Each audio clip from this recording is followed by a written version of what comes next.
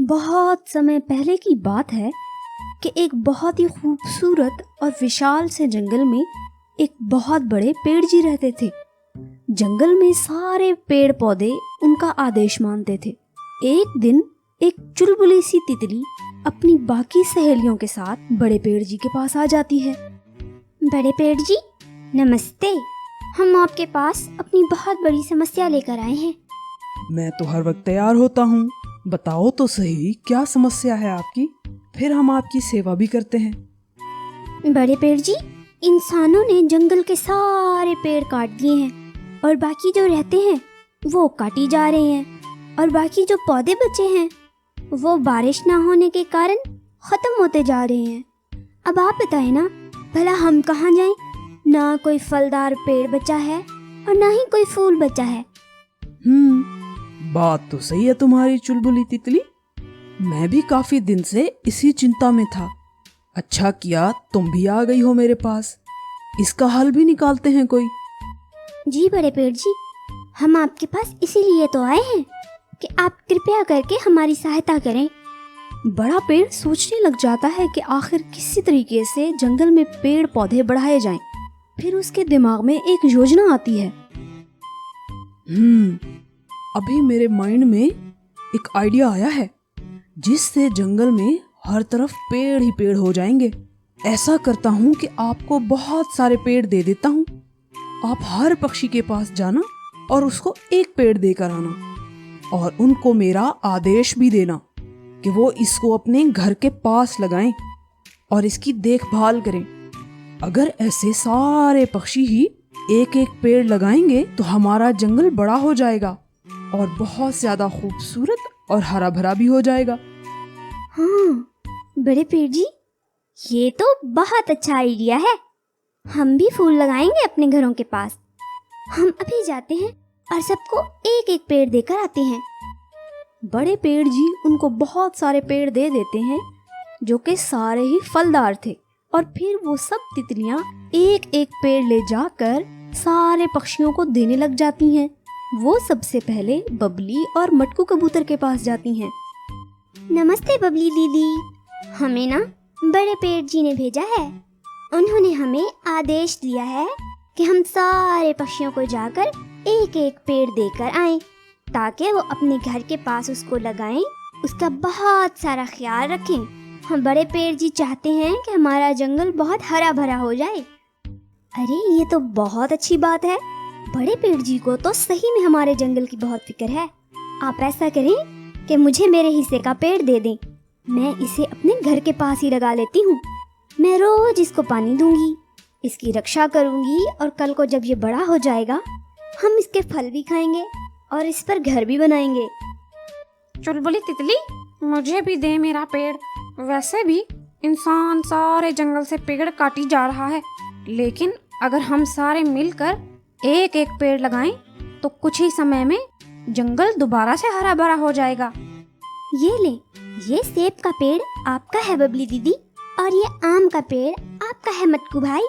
याद रखना, अब इसे लगाकर आप लोगों ने इसको भूल नहीं जाना है, बल्कि इसकी खूब देखभाल करनी है ताकि ये जल्दी जल्दी बड़े हो जाएं।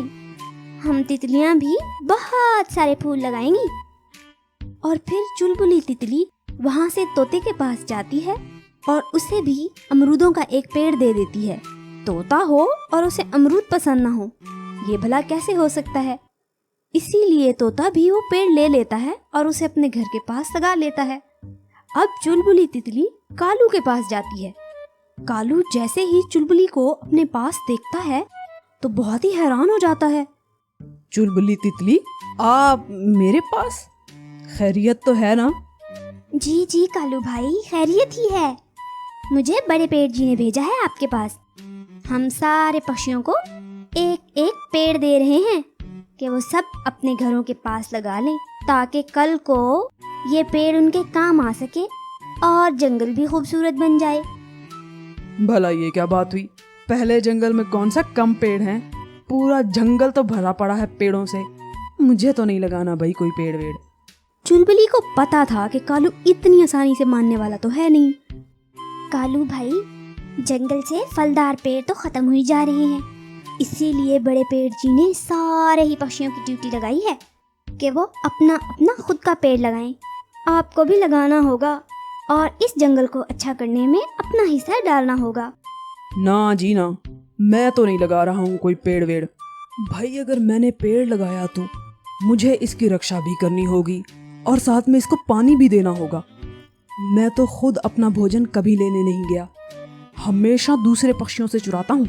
इस पेड़ के लिए इतनी मेहनत कैसे करूँगा भला मैं? तुम ऐसा करो, इस पेड़ को वापस ले जाओ। कालू जी, पेड़ तो मैं नहीं लेके जाऊंगी, लेकिन आप एक दिन बहुत पछताएंगे। अरे तुम जाओ जाओ, मैं देख लूंगा खुद ही। एक तो इस जंगल में सारे नसीहतें बस मेरे लिए ही हैं, जिसे देखो बस मुझे ही समझाता रहता है। चुलबुली वहां से चली जाती है। बाकी सब पक्षी अपने अपने पेड़ की खूब रक्षा करते हैं और उन्हें रोज पानी भी देते हैं। अब तक तो पेड़ कुछ बड़े हो गए थे। देखना मटकू, जब ये पेड़ बहुत बड़ा हो जाएगा ना, इस पर बहुत मजबूत घर बनाऊंगी मैं अपना, और इस पर पके पके सेब भी खाऊंगी। हाँ ना, मेरा आम का पेड़ बहुत अच्छे से फल फूल रहा है। देखना, उस पर भी बहुत पक्के पक्के और मीठे आम लगेंगे, फिर हम सब मिलकर खाएंगे। दिन यूं ही गुजरते गए और सारे पक्षी अपने अपने पेड़ों की अच्छे से रक्षा करते रहे। वो सारे पेड़ अब बहुत ज्यादा बड़े हो गए थे। अब तो वो सब बहुत खुश थे। बहुत समय से जंगल में बारिशें नहीं हुई। बारिशें ना होने के कारण जंगल से पानी खत्म होता जा रहा था, लेकिन सारे पक्षी अपने पेड़ों को बहुत दूर दूर से पानी लाकर डालते थे, जिसकी वजह से उनके पेड़ हरे भरे थे। लेकिन जंगल में बाकी पेड़ और भोजन कम होना शुरू हो गया। कालू सबको देखकर बहुत ज्यादा हंसा करता था। देखो तो ये सारे पक्षी कितने पागल हैं, एक पेड़ के लिए पता नहीं कितना कुछ कर रहे हैं। भला इतनी मेहनत करने की क्या जरूरत है? इसी तरह बारिशें काफी समय नहीं होती और जंगल से सारा भोजन खत्म होने लग जाता है। कालू के अलावा सारे पक्षियों के फलदार दरख्त अब बहुत बड़े हो गए थे। अब उनको भोजन की जरा भी परवाह नहीं थी और उधर कालू भूखा मर रहा था। हाय, अब भला मैं क्या करूं?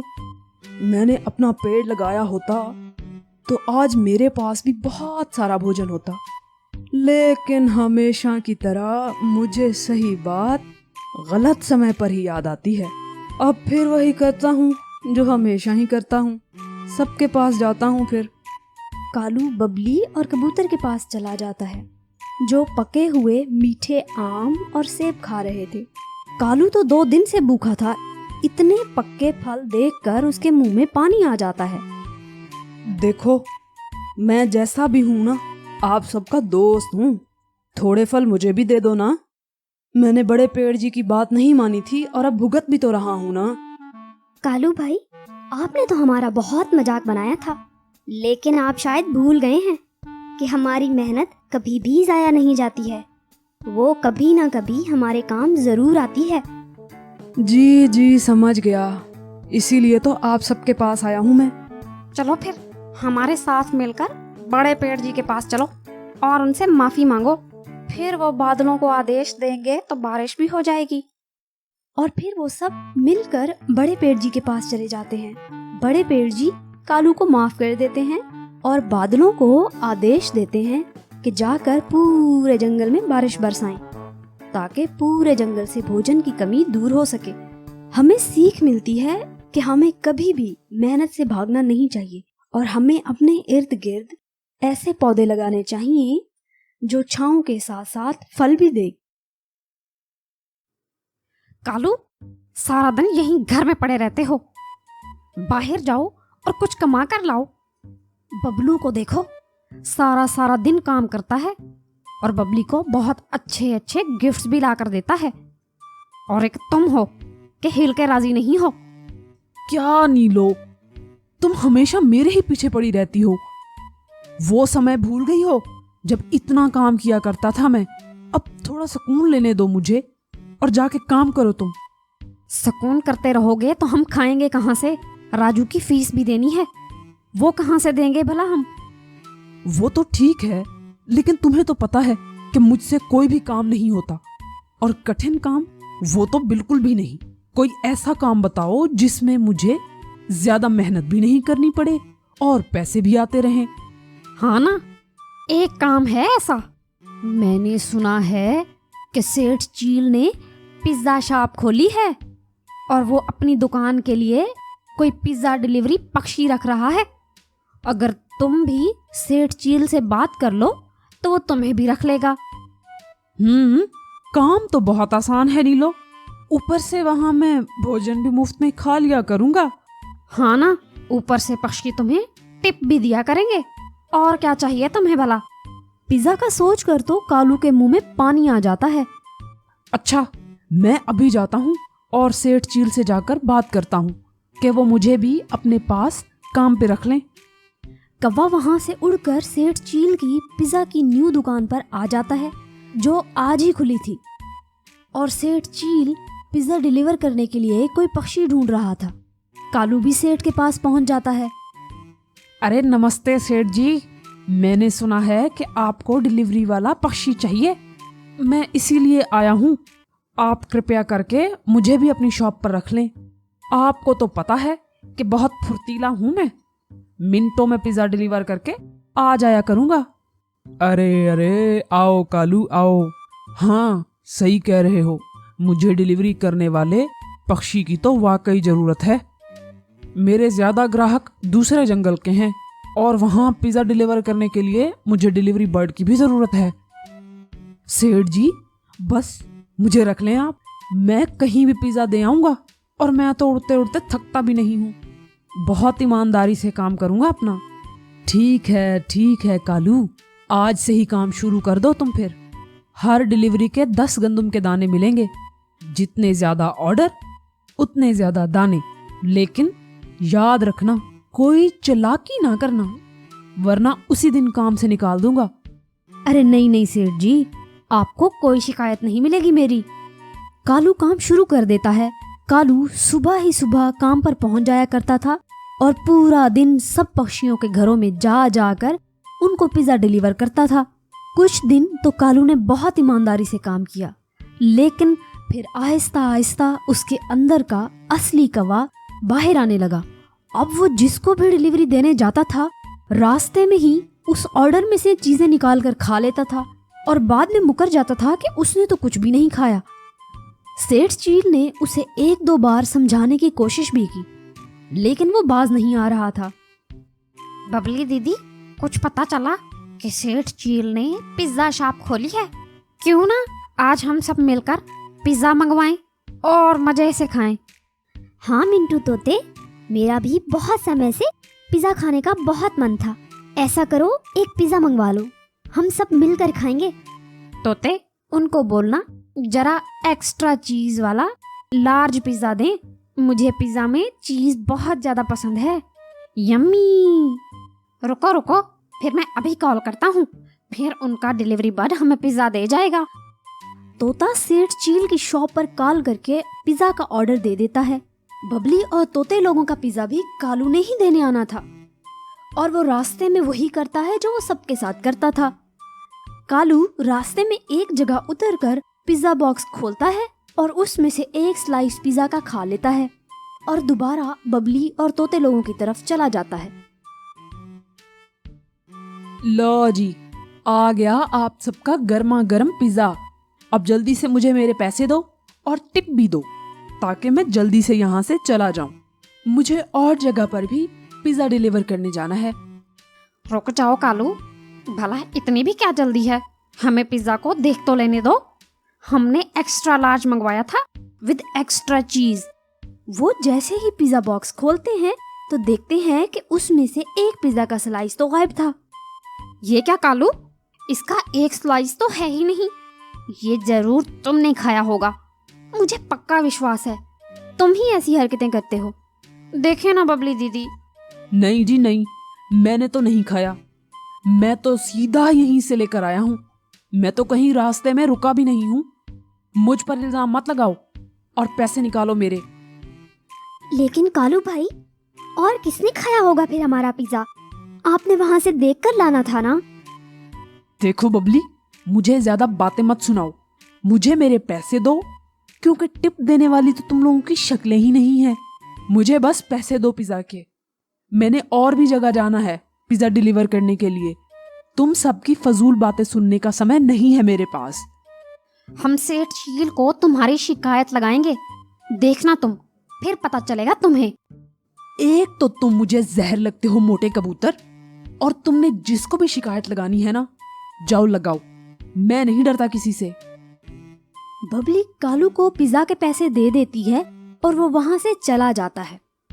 अब तो कालू ने ये आदत ही बना ली थी, वो हर ऑर्डर में से कुछ न कुछ निकाल कर खा लेता था और फिर मानता भी नहीं था। अब तो सारे ही पक्षी उससे बहुत तंग थे। सेठ चील भी कालू को जॉब से निकालने का सोच रहा था। और फिर एक दिन चीलों ने जंगल में एक बहुत बड़ी पार्टी रखी, जिसमें काफी ज्यादा चीलें आई हुई थीं। चीलों ने मिलकर सेठ चील से बहुत सारे पिज्जा के ऑर्डर किए थे। इतने ज्यादा पिज्जा लेकर भी कालू नहीं जाना था। वो बहुत ज्यादा खुश था, क्योंकि वो जानता था कि अब वो ज्यादा भोजन चोरी कर सकेगा। कालू सारे पिज्जा लेकर चीलों की तरफ चला जाता है और एक वीरान जगह देखकर वहीं रुक जाता है। अरे ये तो इतने ज्यादा पिज्जा हैं, मैं अगर सब में से भी थोड़ा थोड़ा खाऊं तो किसी को पता भी नहीं चलेगा। अरे आज तो पार्टी हो गई है मेरी। कालू फिर सारे बॉक्सेस खोल खोल कर उनमें से एक एक पिज्जा के स्लाइस खा लेता है और फिर सबको दोबारा से वैसा ही पैक कर देता है जैसे वो पहले थी। चील भाई, ये लें आपका पिज्जा, और मुझे सारे पिज्जों के पैसे दे दें, फिर मैंने वापस भी जाना है। एक तो आप लोगों का घर भी इतना दूर है, इसीलिए मुझे थोड़ी टिप भी दे दें, बहुत मुश्किलों से आया हूँ यहाँ तक। हाँ हाँ, पैसे भी दे देते हैं और टिप भी, पहले पिज्जा तो देख लेने दो। कालू ने जब ये सुना तो उसका डर के मारे बहुत बुरा हाल हो गया, क्योंकि वो बाकी पक्षियों को तो डरा धमका कर चुप करवा दिया करता था, लेकिन ये तो चीलें थीं। आप बाद में चेक कर लेना चील जी, मुझे थोड़ा जल्दी जाना है, वो ना और भी ऑर्डर देने हैं ना मुझे। लेकिन तब तक चील बॉक्स खोलकर देख लेती है। वहाँ सारे पिज्जा में से एक एक स्लाइस गायब था। इसलिए बार बार कह रहे थे कि तुम्हें जल्दी वापस जाना है, तो ये जरूर तुमने ही खाए होंगे, नहीं तो मुझे वहां से ऐसे ही मिले थे चील जी। और भला मैं क्यों खाऊंगा पिज्जा आपका? मुझे सब पता है तेरा, अब ये पिज्जा तो तेरी हड्डियों में से निकलेगा। रुक जा, अभी बताता हूँ तुझे। सारी चीलें मिलकर कालू की काफी धुलाई करती हैं। कालू बड़ी मुश्किल से जान बचाकर वहां से भागकर बबली लोगों के पास पहुंच जाता है। अरे बचा लो चिड़िया दीदी, वो जालिम चीलें तो मार ही डालेंगी मुझे, वो तो पीछे ही पड़ गई हैं मुझ गरीब के। अरे पर हुआ क्या है कालू? आखिर किसने मारा है तुम्हें और क्यों मार रहे हैं तुम्हें? कालू सबको पूरी बात बता देता है और सब हंसने लग जाते हैं, क्योंकि कालू ने उन्हें भी तो धोखा दिया था। और यूं कालू को उसके गलत काम की सजा मिल जाती है।